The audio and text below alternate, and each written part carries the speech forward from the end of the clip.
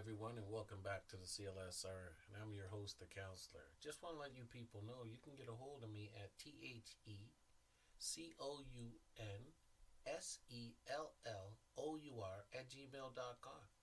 That's the counselor at gmail.com. Now, I want to say to all my wonderful listeners out there, let's continue to spread the word like the wise old bird and put your money where your mouth is so we can handle this biz. Take care. Welcome to the CLSR, and I'm your host, the counselor. Today we're going to be talking about seduction, a lost art. Are you those individuals that are so caught up in your life that you've got so much going on, but when it comes to attracting people or getting attention, you just have some real challenges and you just don't know why? You're not really clear on what the problem is.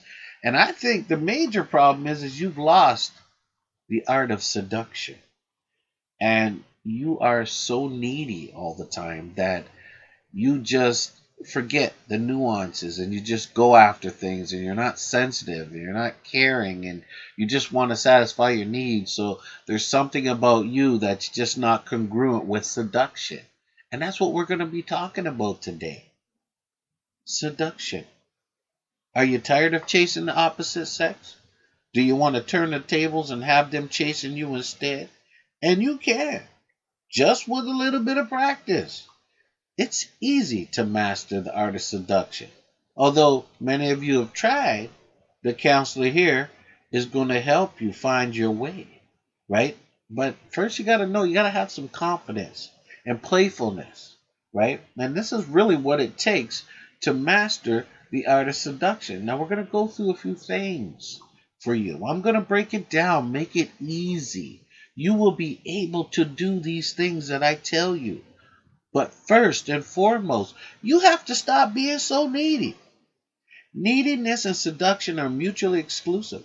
The more desperate you are, the less attractive they will be. The very last thing you want to do is make the person feel pressure. If you want to seduce someone who's quite independent, you may also benefit from learning how to tame a free spirit. Even if you feel neediness coming on, don't give in. Think of it this way. Your needs will be met at some point down the line, but maybe not now. Delayed gratification. Think about it. Get a devil may care attitude when you're seducing that special someone. Be within reason, a little bit reckless, if you might. Do something a little bit risque or unexpected to keep them guessing. Maybe go out to the beach in the middle of the night. Maybe go on an unannounced trip for a couple of days. Try to cultivate a little bit of mystery. See? Mystery is good for relationships. It's good for getting to know someone. But we forget that.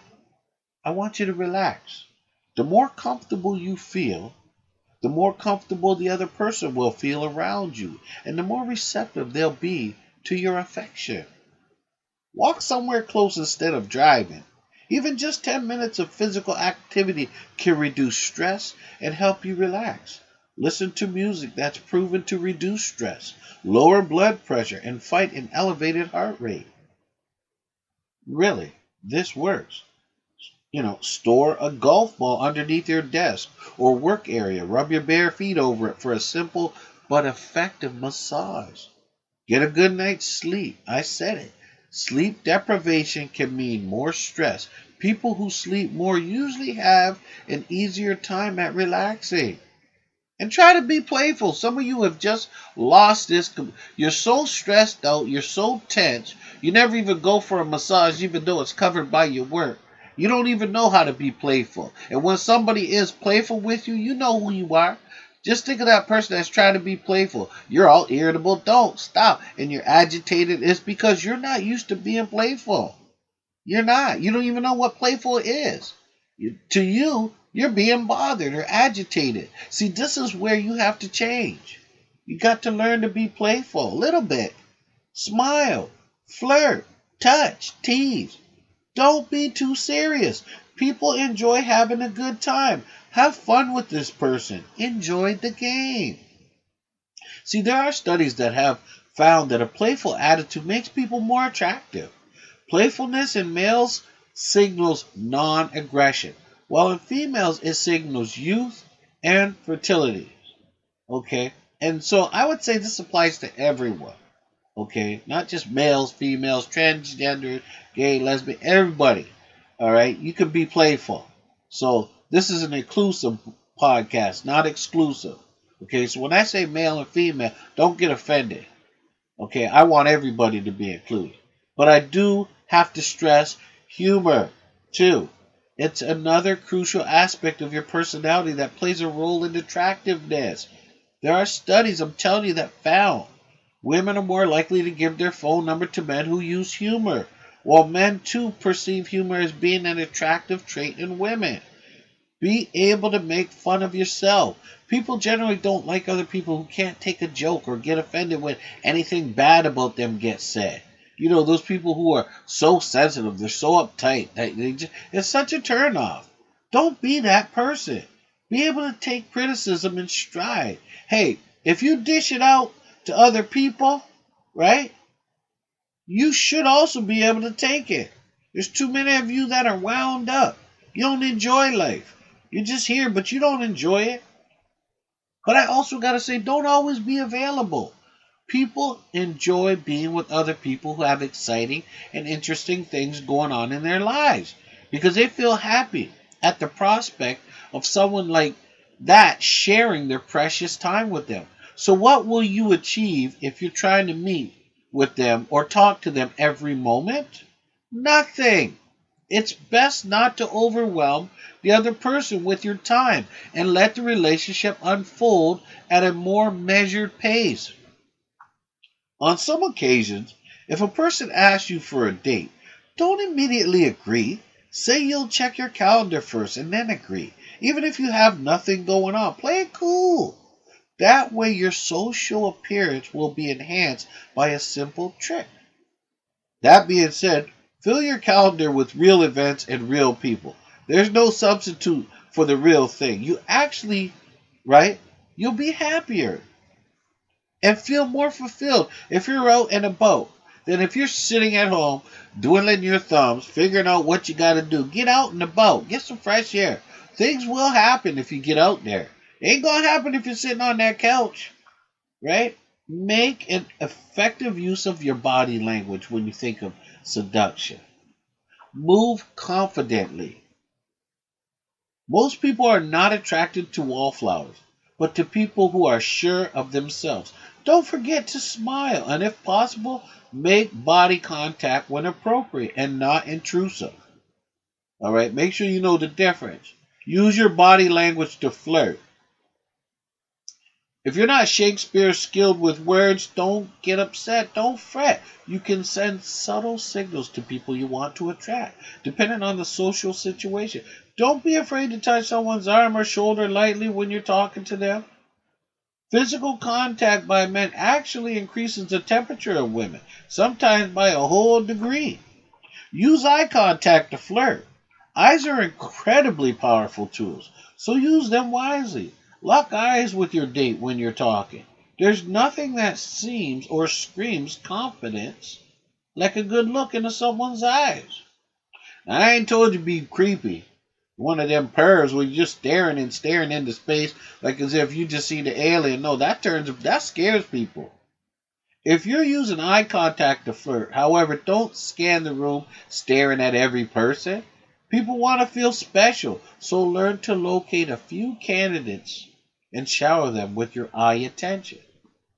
But don't go overboard. Some of you overdo it. Use suggestive messages. If you're sending notes, texts, or emails back and forth, learn to communicate calmness along with a little bit of intrigue. Instead of saying, hey, want to grab coffee later on? Try something a bit more suggestive. Having some cravings, and they may have to do with you. I'm in the mood for coffee. You in? See, that's smoother. Okay, that's a lot smoother. People are used to those old lines. Don't be a complete open book. That's the thing. See, you get so desperate, you want to tell them everything. So after the first date, they know everything about you. Why would I want to learn more about you on the second date? You done told me everything. See, some of you are desperate. That's that needy desperate, and it's so unattractive. It's such a turn off. And why? Like, if you could read a book in one page, why would you spend the other 300 pages going through it? See, that's the thing what people do. That's one of the biggest mistakes. They become complete open books. Leave something to the imagination. You should not share everything about you with the other person. Mystery is always attractive. It makes people realize they don't know the whole you. And this secrecy will give off a seductive aura. Now, the counselor wants to say some of you people who are in relationships are probably saying to yourself, how's this going to work if I'm in a relationship? This person I've been with for years, they know everything about me. So this is just not going to work. Well, the truth is, if they know everything about you, change it up. Change up your resume. Do some things that are different. I mean it. Like if you're used to bowling, you watch TV, and then you come home from work. Oh, that's boring. Change it up. Go out and learn a new skill. Go out and do some different activities. Plan something different. Be a little adventurous. Take away that norm. You might have your routines in, but I need you to change it up. Okay, even for that person you've been with for years. Keep them guessing a little bit. You know what I'm saying? Resist the urge to tell this person about your entire life story. Especially your parents. Not that parents aren't great, they're just not very seductive. Don't be talking about the parents and my parents are this and that. That's disgusting for a lot of people. They don't even care. If you're being forced into telling a little bit about yourself, stick to vague bits, not special details. You can explain where you came from, how you grew up, and what your plans were to save the world. But put it in conversation form instead of a big, long essay. Oh my goodness, you don't want to bore those people to death. And I can't even stress how you need to apply patience. Be a patient person. Wait for their desire for you to catch up with your desire for them. Believe that it's only a matter of time, but they just need to discover how awesome you really are. Don't overdo it either. If you don't believe that, then you can't seduce anyone. But the fact is that we naturally become attracted to anyone who we feel comfortable with, makes us laugh, and is slightly out of reach because of this thrill of the unknown. It's human nature. Now, I have to say that there are some mistakes that many of you are making, and you're not even really aware of the mistakes that you're making when it comes to seduction. First, you need to know that are you pursuing someone without chemistry, like understanding that there may or may not be chemistry? There's too many of you pursuing people, and you're not even sure if there's a chemistry there. So you're wasting a lot of time and energy going after someone and you're not even sure if there's a chemistry, right? You got to ask yourself, do they enjoy your company, right? Does the time that you create together have an interesting, sustainable conversation to it? Like, is there a good conversation, or is it when you come together, like you're trying to figure out or come up with something to say? Like, understand that, do you excite the other person?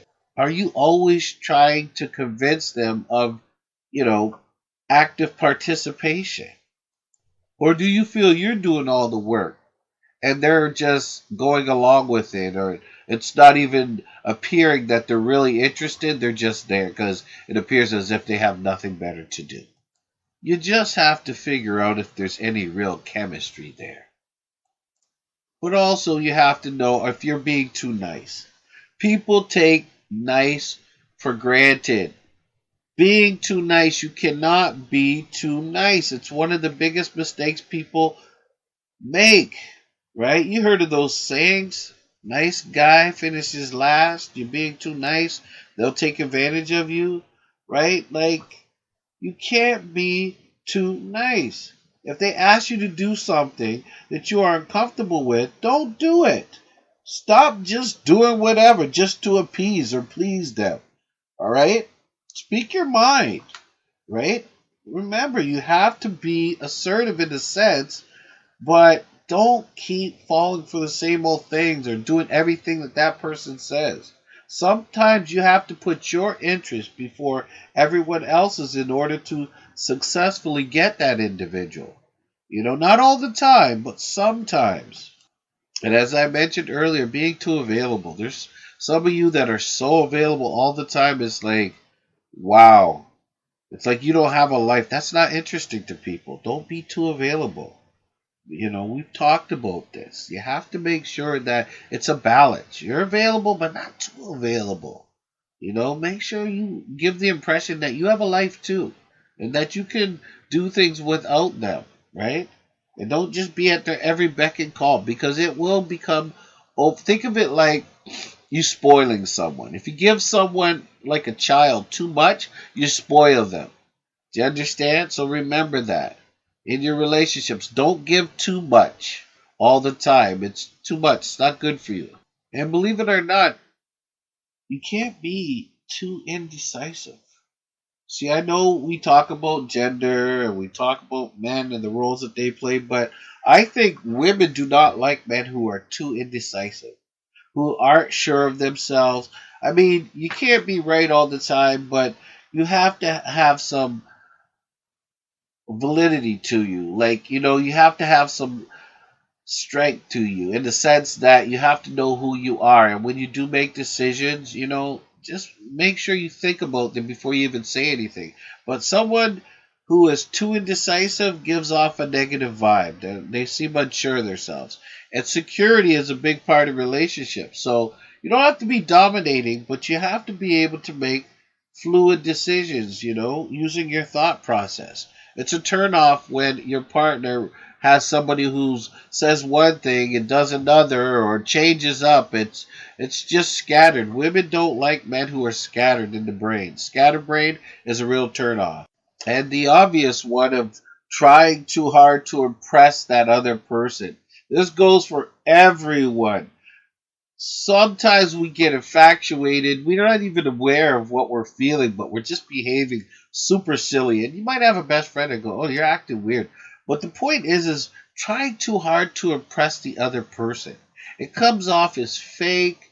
You can't keep it up. It's not sustainable, but trying to impress them. Like, guys do this a lot. We feel that we have to impress the other person, the other woman, and we go above and beyond. And it's just a turnoff because it looks fake, it feels fake, it's not original. So what happens is you go through all these scenarios of not being yourself, you trying too hard, and the woman picks it up like that. She picks it up in a snap. And she's just like, "You're trying way too hard. You need to calm down, collect yourself, and stop using the brain downstairs, okay?" They don't need to be impressed like, where it's fake. Impress them with your common sense and your originality. Now we're going to talk about a real situation that just we seem to be encompassed with it. It's called jealousy, over jealousy.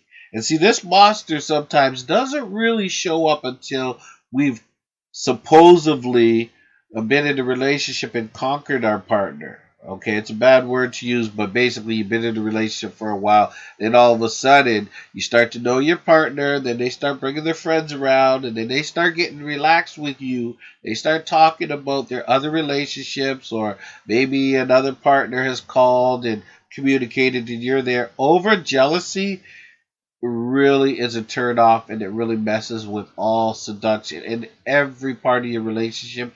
It is destructive, but it's one of the biggest barriers that men have is this jealousy, right? Mine, mine, mine, mine, mine. This possession. Well, when it comes to jealousy, I'd have to say don't really inquire and ask about the other guy. Don't even get into conversations about him. Understand that there were relationships before you, and there's nothing you could do about it. Unless they're in your face and they're showing signs, there's no sense carrying on about it. Understand that this monster does exist, and it can take control of you if you let it. It's just really bad for relationships. And they women do not, anyone basically, they understand that they never let a little bit of competition scare you away. They shouldn't really impede your decision making, where you see somebody else and you feel that you have to act certain ways and you're threatened by them, and it's just a real turn off. And it's just something that you have to get under control. If you're insecure with yourself, you're going to have some real insecurities in the relationship right from the get go. So jealousy is a big one, and you have to learn to manage that. And I really suggest maybe some counseling, maybe understanding basically we own anybody, understand the type of relationship that you want to have, understand as well yourself, get to know yourself, what you're insecure about, if it's a real threat, or just a perceived threat, this individual. However, it will mess with the relationship. Another thing that really messes with the relationship is whining and putting yourself down. Oh my goodness, this is not confidence. This is not good for relationships. People who have a tendency to whine about their job, whine about what they didn't get, what they're entitled to, their achievements, you should be modest with your achievements and treat everyone with respect. However, there are people who really overdo it. They complain, they have indications that they have some real psychological problems.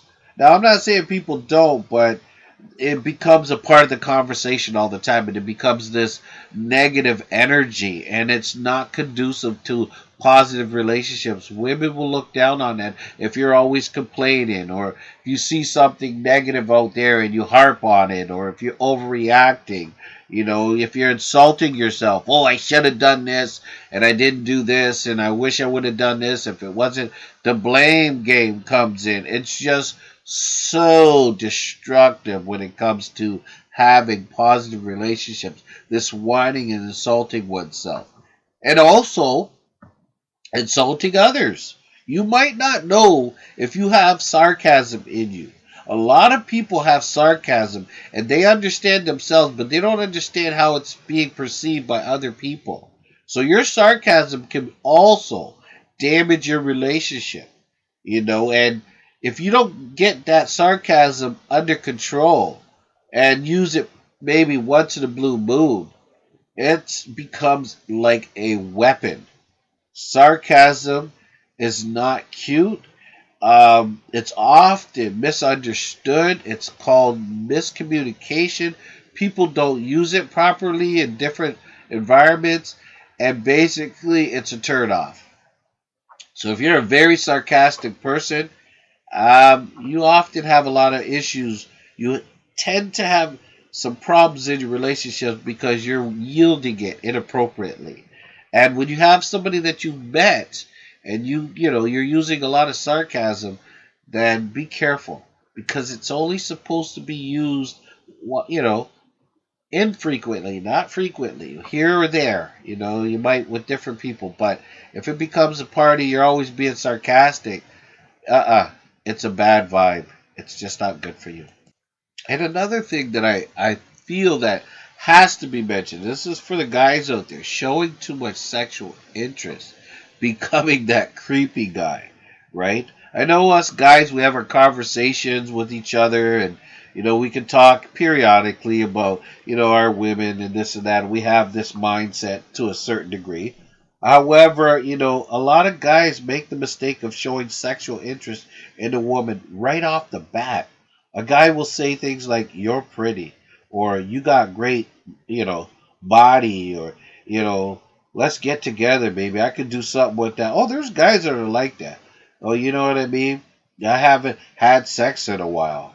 Could you do me a favor and just have sex with me? There are guys that actually use lines like that. And it's weird. It's so creepy, right?